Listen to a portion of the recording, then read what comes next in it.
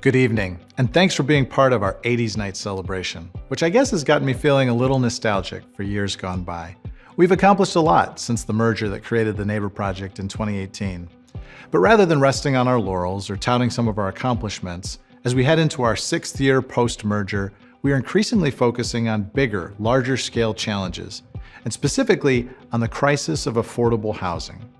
Over the course of this coming year, you're going to hear us start talking a lot more about scaling our efforts by building ambitious and aggressive collaborations with the city and with other nonprofits like Hesed House and the Association for Individual Development, which we hope can help redefine and reimagine what many of us believe is a broken system of affordable housing development.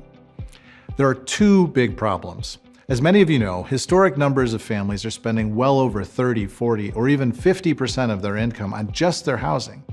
But just as problematic is that the primary way new affordable housing is financed and developed today allocates billions of dollars to treat just the symptoms of the crisis, rather than the underlying root issues. And where the creation of the affordable housing units is the end goal in and of itself, even though it's nowhere near feasible to build a new affordable unit for everyone who needs one. Worse yet, the government tax credits that finance well over 90% of affordable housing development today creates loads of wealth, but only for those who already have wealth, namely big developers and corporate tax credit investors. Meanwhile, the supposed beneficiaries of affordable housing, often hardworking but lower income tenants, are simply offered subsistence, or the ability to afford to live in their unit from month to month to month, without any scaled opportunities to build wealth, move on, and break cycles. But the Neighbor Project has piloted and begun expanding a model that flips this script. So wealth creation flows to lower income working tenants. We use their 2-year stay in one of our affordable housing units to work on debt, build credit, and save by diverting a full year of rent into down payment savings.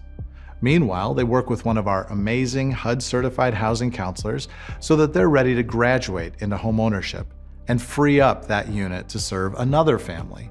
So in this model, each housing unit serves as many as 5 families per decade, rather than perhaps just one family for multiple decades.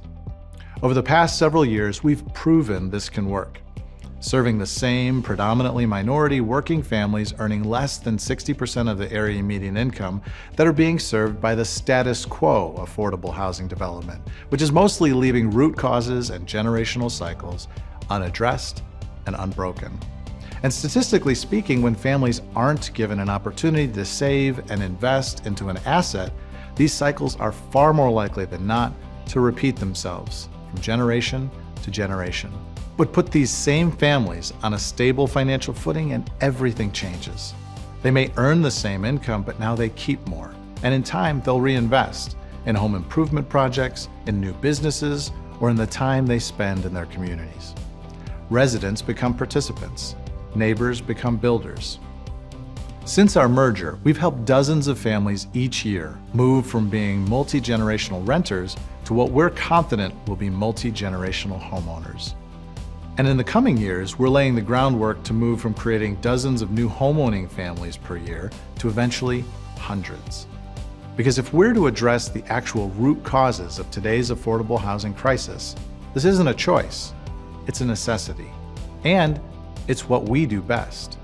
Because at the heart of the Neighbor Project's housing counseling and network savings programs is our core belief that our communities will never reach their full potential unless all of our neighbors are positioned to use their God-given abilities to make a contribution, to be an important part of building a stronger and better community. So thank you for joining us tonight and investing in more of our neighbors. Because without strong neighbors, there simply isn't a way to have strong neighborhoods. But with them, there's no limit on how strong, healthy, and vibrant our community can become.